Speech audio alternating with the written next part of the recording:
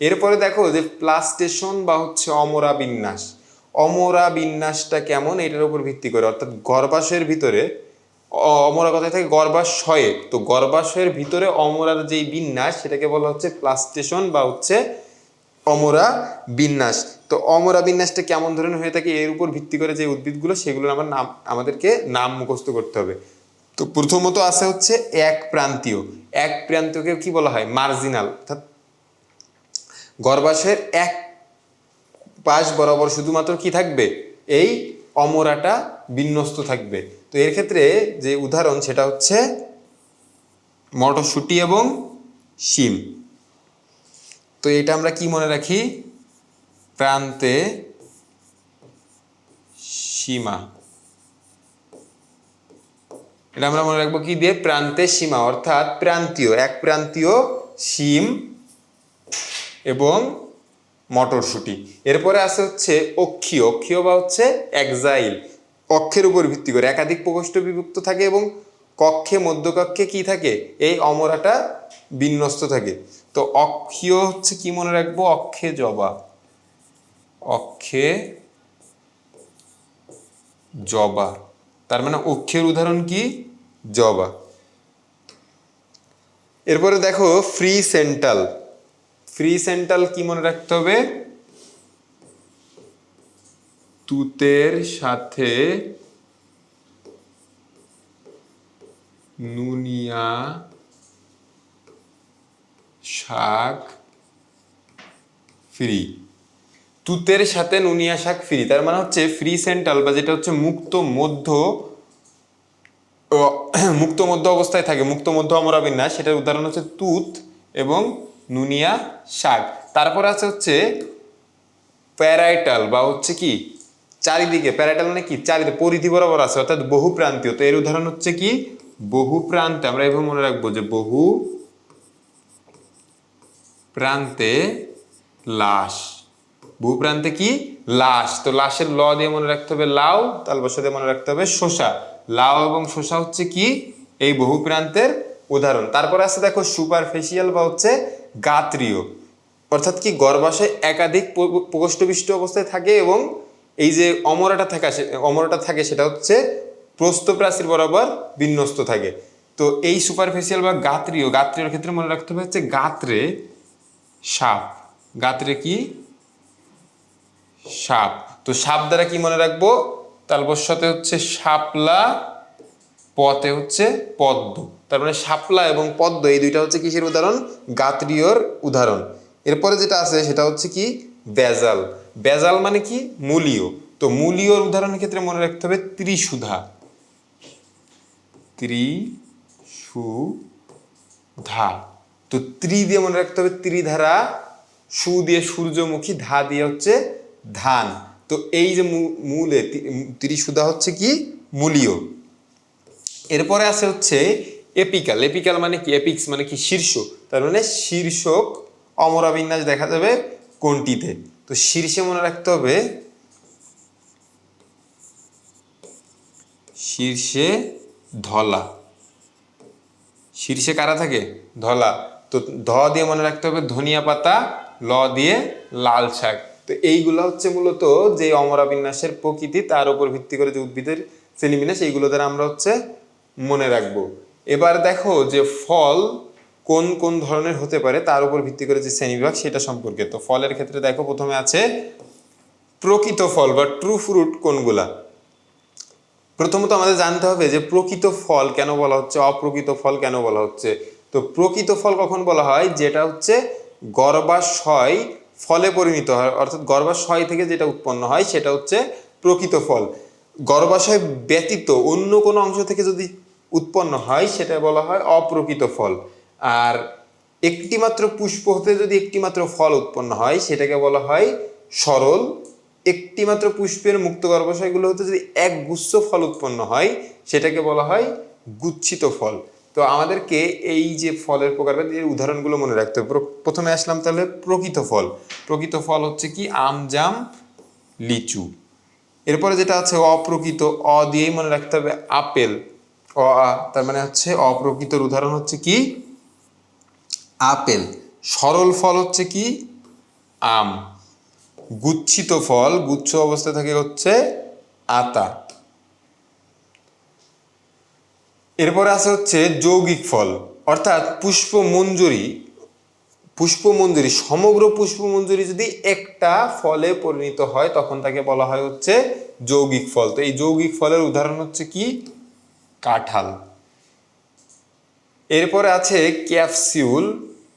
Capsule কাদেরকে বলা হয়? ক্যাপসিউল বলা হয় ফল উপর থেকে নিচের দিকে যদি হচ্ছে বিভিন্ন কপাটে বিদীর্ণ হয়ে যায় তখন সেটাকে বলা হয় ক্যাপসিউল জাতীয় ফল। ক্যাপসিউল জাতীয় ফল কোনগুলো? ধুতুরা, ঢ্যাঁড়স, পাট। ধুতুরা, ঢ্যাঁড়স, পাট হচ্ছে ক্যাপসিউল। এরপরে হচ্ছে ক্যারিঅপসিস। ক্যারিঅপসিস মূলত হচ্ছে পয়াসী গোত্রের উদ্ভিদের যে ফলকে বলা হয় হচ্ছে ক্যারিঅপসিস। তো এই পয়াসী গোত্রের যে উদ্ভিদগুলো আছে সবকিছুই তাহলে সবকিছুর ফলের নামই কি হবে? ক্যারিঅপসিস। সেটা কোনটা? ধান। এরপরে হচ্ছে সিলিকুয়া। সিলিকুয়া দন্তের স্বতন্ত্রের মনে রাখতে হবে সরিষা সিলিকুয়া, সরিষা সিলিকুয়া। বেরি মনে রাখতে হবে কলা বেরি, তার মানে হচ্ছে বেরির উদাহরণ হচ্ছে কি? কলা এবং টমেটো। আর কার্প, কার্প হচ্ছে ধনে। এরপরে হচ্ছে দেখো যে সোরোসিস। সোরোসিস মনে রাখতে হবে কি দিয়ে? কাঁঠাল এবং আনারস। এই কাঁঠাল এবং আনারস হচ্ছে সোরোসিসের উদাহরণ। আমরা কিন্তু যৌগিক ফলের ক্ষেত্রে কি দেখেছি? কাঁঠাল, আবার সোরোসিসের ক্ষেত্রেও কাঁঠাল। তার মানে সোরোসিস এবং হচ্ছে যৌগিক ফল এই দুটোর কিন্তু উদাহরণ একই। আনারস এবং কাঁঠাল দুইটাই কিন্তু সোরোসিস এবং হচ্ছে যৌগিক ফলের উদাহরণ।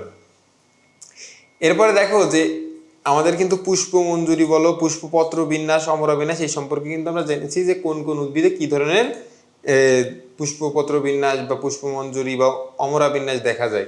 এরপর আসো যে পুষ্প সংকেত, অর্থাৎ আমরা যখন জবার কথা বলবো তখন কোন পুষ্প সংকেত দ্বারা জবাকে ইন্ডিকেট করা হবে বা ধানকে ইন্ডিকেট করা হবে সেইগুলো সম্পর্কে।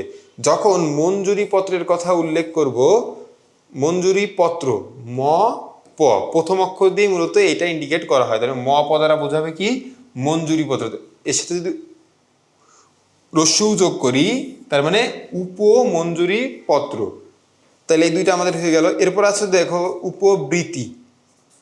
উপবৃত্তি মানে কি? উপর উ আর এটা হচ্ছে ব্রি, তার মানে উবৃ দ্বারা বোঝা হচ্ছে উপবৃত্তি। বৃত্তির হচ্ছে শুধু ব্রি। দলের জন্য বোঝা হবে হচ্ছে কি? দ।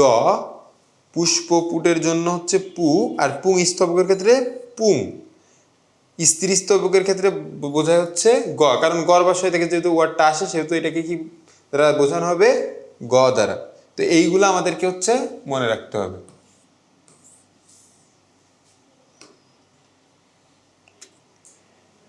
এরপরে দেখো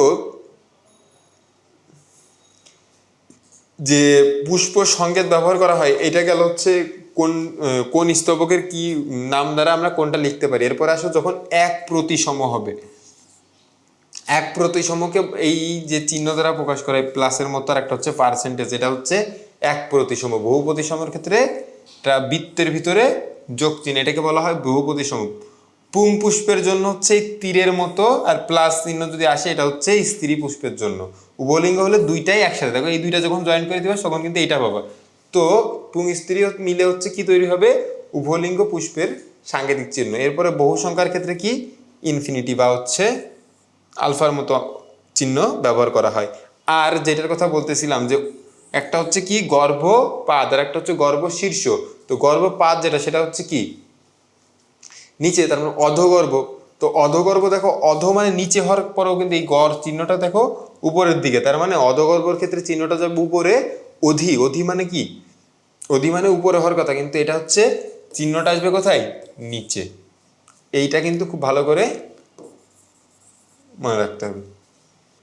এখন দেখো যে জবা ফুল কোন গোত্রের? মালভেসি গোত্রের। এখন মালভেসি গোত্রের ক্ষেত্রে এই যে জবার কথা আমরা বলতেছি, এই জবার পুষ্প সংকেত আমাদের শুধুমাত্র মুখস্থ রাখা লাগবে। তো পুষ্প সংকেতটা দেখো এই যে বহুপ্রতিসম, উভলিঙ্গ, উব্রি, পাস, ব্রি, পাসের পরে ব্র্যাকেট। ব্র্যাকেট দ্বারা কি বোঝানো হয়েছে? যেটা হচ্ছে যুক্ত অবস্থায় আছে। যদি ব্র্যাকেট থাকে এরকম সেটা হচ্ছে কি?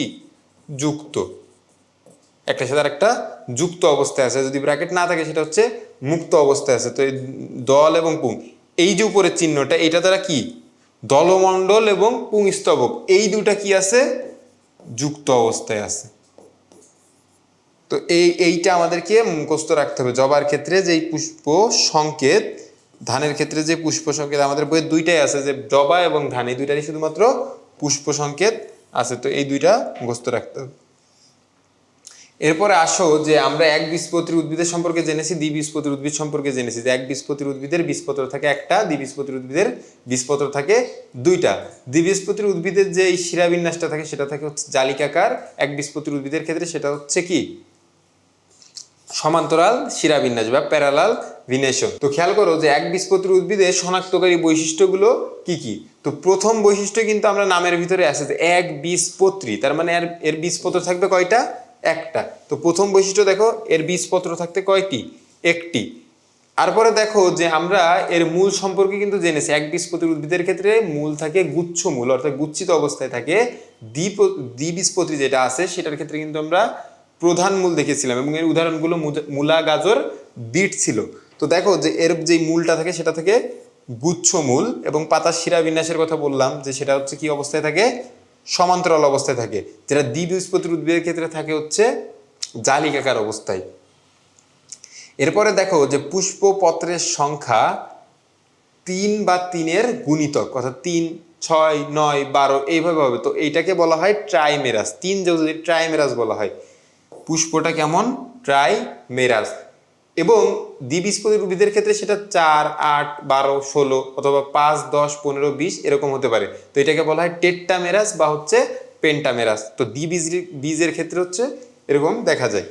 এরপরে দেখো যে বীজপত্রের অবস্থান শীর্ষে, এবং এটা আমরা কিভাবে মনে রাখবো, দেখো যে একবীজপত্রী মানে কি, বীজপত্র একটা, তার মানে বীজপত্রটা কোথায় রাখবে, সে মাথায় করে রাখবে। তার মানে বীজপত্রের অবস্থানটা কোথায় হবে, শীর্ষে। এবং যে ভ্রূণমুকুল থাকবে সেটা থাকবে হচ্ছে পাশে। তো দেখো যে আমাদের বইয়ে দুইটা গোত্র সম্পর্কে আলোচনা করা আছে। প্রথমটা হচ্ছে পয়াসি, পরেরটা হচ্ছে মালভেসি। তো আমরা পয়াসি গোত্র সম্পর্কে দেখি যে পয়াসি গোত্রের শনাক্তকারী বৈশিষ্ট্য কি কি। যে পয়াসি গোত্রের ভিতরে যদি আমরা একটা উদ্ভিদের কথা মনে রাখি তাহলে আমাদের কিন্তু বৈশিষ্ট্য পড়তে সুবিধা হবে। তো উদ্ভিদটা কি মনে রাখবো, ঘাস বা হচ্ছে ধান। তো এর দেখো যে কাণ্ডের কথা কি বলতেছে, কাণ্ড হচ্ছে নলাকার, মধ্যপর্ব ফাঁপা। আমরা একটা বৈশিষ্ট্য পড়বো এবং এর যে বাহ্যিক গঠন তার উপর ভিত্তি করে মেলানোর চেষ্টা করব। পত্রমূল কাণ্ড বেষ্টক, পাতা লিগুল বিশিষ্ট। পুষ্পবিন্যাস স্পাইকলেট লেট করে বলছিলাম যে লেট করে যেগুলো লেট পর্যন্ত থাকে সেগুলো হচ্ছে স্পাইকলেটের উদাহরণ। ধান, গম, ভুট্টা এগুলো হচ্ছে স্পাইকলেটের উদাহরণ। পরাগধানী যেটা পড়ছিলাম, পরাগধানী হচ্ছে সর্বমুখেই বিন্যস্ত থাকে। তো পরাগধানী হচ্ছে সর্বমুখ বা ভার্সেটাইল। এরপরে দেখো যে গর্ভমুণ্ড যেটা থাকে একদম মাথার দিকে সেটা হচ্ছে পালকের ন্যায়। গর্ভাশয় হচ্ছে এক প্রকোষ্ঠ বিশিষ্ট, এবং অমরা বিন্যাস যেটা থাকে সেটা হচ্ছে মূলীয়। পয়েসির ক্ষেত্রে অমরা বিন্যাস মূলীয়, এটা কিন্তু খুবই গুরুত্বপূর্ণ। এরপরে দেখো যে ফল হচ্ছে ক্যারিঅপসিস ধরনের। পয়াসি গোত্রের সব যে উদ্ভিদগুলো আছে সবগুলোর ফলই হচ্ছে ক্যারিঅপসিস। এরপরে দেখো যে পুষ্পপত্র বিন্যাস, এই ক্ষেত্রে ধানের ক্ষেত্রে আমাদের আলাদা করে পড়া লাগবে না, কারণ আমরা যখন পুষ্প সংকেত পড়ব তখনই কিন্তু আমাদের এখানে কয়টা পুংস্তবক কি আছে না আছে সবকিছু কিন্তু আমরা এখান থেকে জানবো। তো জবা এবং ধানের হচ্ছে আমাদের কিন্তু সংকেতটা মনে রাখতে হবে। এরপরে যে জিনিসটা আমাদের এখান থেকে মুখস্থ করতে হবে সেটা হচ্ছে পয়াসি গোত্রের অন্তর্ভুক্ত উদ্ভিদ কোনগুলো, মালভেসি গোত্রের অন্তর্ভুক্ত উদ্ভিদ কোনগুলো। তো দেখো প্রথমত এই পয়াসি গোত্রের উদ্ভিদের ভিতরে আছে কি, বাম্বোস, অর্থাৎ বাঁশের কথা। বাঁশ হচ্ছে কি পয়াসি গোত্রের অন্তর্ভুক্ত, অর্থাৎ এর যে বৈশিষ্ট্যগুলো আছে সেটা কিন্তু পয়াসি গোত্রের সাথে মিল সম্পূর্ণ। তো বাংলাদেশে কত প্রজাতির বাঁশ জন্মে, খুবই গুরুত্বপূর্ণ একটা প্রশ্ন, যে বাংলাদেশে কয় প্রজাতির বাঁশ জন্মে। 28 প্রজাতির বাঁশ জন্মে। এরপরে হচ্ছে বাঁশের পরে আছে ধান। আমাদের শুধু উদাহরণগুলো মনে রাখতে হবে, বাঁশ, ধান, আখ, ইক্ষু, গম, ভুট্টা, জব বা বার্লি, লেমন ঘাস, এবং হচ্ছে কি এদিকে নলখাগড়া, ঝাড়ু ঘাস, মানে সব ধরনের ঘাসই কিন্তু এই যে পয়াসি গোত্র সেটার অন্তর্ভুক্ত। ধান, গম, ভুট্টা এগুলো, আখ, ইক্ষু এগুলো হচ্ছে কি এই পয়াসি গোত্রের অন্তর্ভুক্ত। এরপরে আসো যে দ্বিবীজপত্রী উদ্ভিদ সম্পর্কে। তো আমরা একবীজপত্রীর মতো দ্বিবীজপত্রীর ক্ষেত্রে নাম দেখে প্রথম যে বৈশিষ্ট্য চিহ্নিত করতে পারবো সেটা হচ্ছে দ্বিবীজ, মানে বীজপত্র থাকবে কয়টা? দুইটা। বীজপত্র থাকে দুইটি। মূলের কথা বলে এসেছি, এটার ক্ষেত্রে হচ্ছে গুচ্ছমূল, এটার ক্ষেত্রে হচ্ছে প্রধান মূল। পাতা শিরাবিন্যাস ওটার ক্ষেত্রে ছিল সমান্তরাল, এটার ক্ষেত্রে জালিকাকার। ওটার ক্ষেত্রে পুষ্পপত্রের সংখ্যা ছিল 3, 6, 9, অর্থাৎ ট্রাইমেরাস। এটার ক্ষেত্রে 4, 8, 12 বা 5, 10, 15, তাহলে হচ্ছে টেট্টা বা পেন্টামেরাস। তারপরে দেখো যে বীজে বীজপত্রের অবস্থান কোথায়। আমরা বলছিলাম যে এক বীজপত্রী, বীজপত্র থাকবে একটা, তার মাথায় করে রাখবে, শীর্ষে থাকবে, কিন্তু এর ওইটা আছে দুইটা, তার মানে একটা থাকবে, বীজপত্রের অবস্থান থাকবে কোথায়? পার্শ্বীয় বা পাশে। এরপর আসো যে মালবেসী উদ্ভিদ সম্পর্কে আমরা জানলাম, এবার হচ্ছে পয়াসী গোত্রের উদ্ভিদ সম্পর্কে আমরা জানলাম, এবার জানবো হচ্ছে মালবেসী গোত্রের উদ্ভিদ সম্পর্কে। তো এর ক্ষেত্রে যেই উদ্ভিদটা আমাদের মাথায় রাখতে হবে সেটা হচ্ছে কি? জবা। তো জবার কথা চিন্তা করে আমরা যদি মিলাই, কচি অংশ রোমশ এবং মিউসিলেস পূর্ণ। মিউসিলেস কি? পিচ্ছিল পদার্থযুক্ত, অর্থাৎ পাতা যদি আমরা খেয়াল করি সেটা হচ্ছে কি? পিচ্ছিল পদার্থযুক্ত। মুক্ত পার্শ্বীয় উপপত্র বিদ্যমান। আমরা এই আগে পড়ে এসেছি মুক্ত। মুক্ত কি? জবা এবং হচ্ছে গন্ধরাজ। তো এইটা হচ্ছে মুক্ত পার্শ্বীয় উপপত্র বিদ্যমান। এরপর হচ্ছে দলমণ্ডল, যেটা দলমণ্ডল, জবার দলমণ্ডল কি মনে রাখছিলাম? টুইস্ট, দল বল মিলে টুইস্ট করে দেয়। তো এইটা হচ্ছে কি? দলমণ্ডল টুইস্টেড বা পাকানো অবস্থায় থাকে।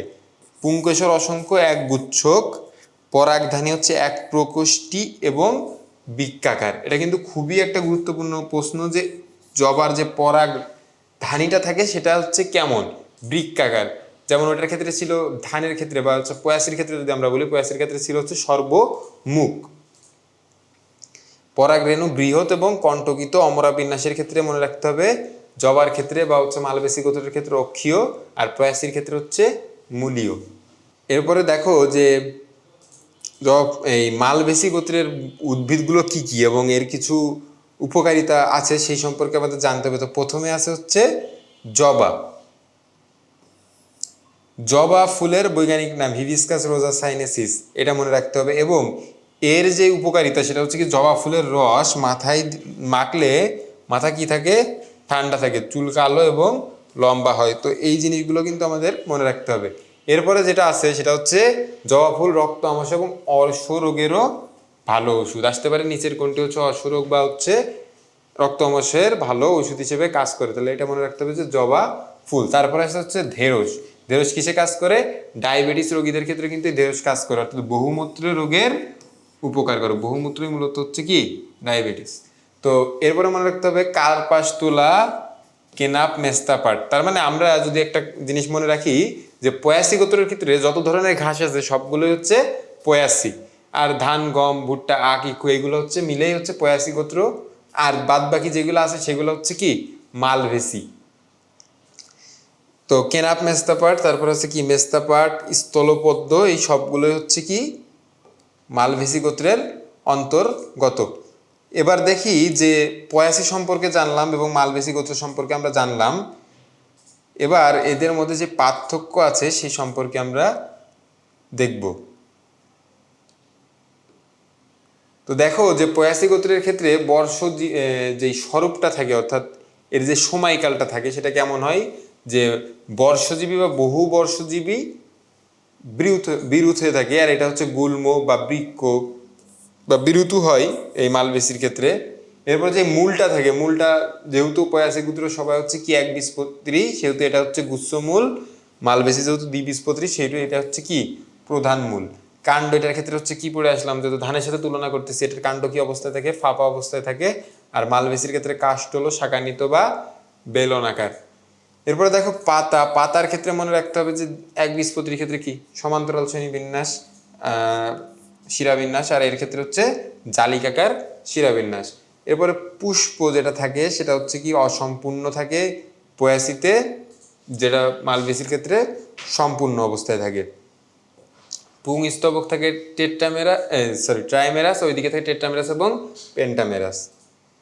স্ত্রী স্তবকের ক্ষেত্রে এইটার ক্ষেত্রে থাকে হচ্ছে এক প্রকোষ্ঠ বিশিষ্ট, আর এইটার ক্ষেত্রে থাকে হচ্ছে মালবেসির ক্ষেত্রে 5 প্রকোষ্ঠ বিশিষ্ট। এবং অবরা বিন্যাস পয়াসির ক্ষেত্রে হচ্ছে মূলীয়, মালবেসির ক্ষেত্রে অক্ষীয়। এবং শেষ যেই পার্থক্যটা আছে সেটা হচ্ছে কি একবীজপত্রী এবং দ্বিবীজপত্রী উদ্ভিদের পার্থক্য। তো খেয়াল করো যে একবীজপত্রী উদ্ভিদের মূল আর দ্বিবীজপত্রী উদ্ভিদের মূলের মধ্যে যে প্রথম পার্থক্য আছে, একটা হচ্ছে অস্থানিক আর একটা হচ্ছে স্থানিক। তারপরে শিরাবিন্যাস যেটা আছে সেটা হচ্ছে সমান্তরাল জালিকাকার, অর্থাৎ মালভেসি এবং পয়াসি গোত্রের উদ্ভিদের যেই বৈশিষ্ট্যটা বা পার্থক্যটা, সেটাই কিন্তু মূলত একবীজপত্রী এবং দ্বিবীজপত্রী উদ্ভিদের পার্থক্য। পত্রমূল, পুষ্প, ট্রাইমেরাস, এদিকে হচ্ছে টেট্রাপেন্টা। বীজ হচ্ছে একবীজপত্রী, যেহেতু নামই হচ্ছে একবীজপত্রী, বীজপত্র থাকতে হচ্ছে একটা, এর ক্ষেত্রে কয়টা? দুইটা। এবং পরিবহন টিস্যুর ক্ষেত্রে যেটা মনে রাখতে হবে যে যেটা হচ্ছে একবীজপত্রী উদ্ভিদ, বীজ যেহেতু একটা, এর পরিবহন টিস্যু কিন্তু ভিতরে কোনো ক্যাম্বিয়াম থাকে না। আর এই যে দ্বিবীজপত্রী উদ্ভিদ, সেটার ক্ষেত্রে কি থাকে? ক্যাম্বিয়ামটা উপস্থিত থাকে। অর্থাৎ এই একবীজপত্রী উদ্ভিদের ক্ষেত্রে ভিতরের এই ভাস্কুলার টিস্যুটা এরকম বিক্ষিপ্তভাবে কি থাকে, একটা সে তার একটা ছাড়ানো ছিটানো থাকে। তো এইটা হচ্ছে কি একবীজপত্রী উদ্ভিদের ক্ষেত্রে, কিন্তু যেটা হচ্ছে সাজানো অবস্থায় থাকে বা বৃত্তাকার অবস্থায় থাকে সেটা হচ্ছে দ্বিবীজপত্রী উদ্ভিদের ক্ষেত্রে।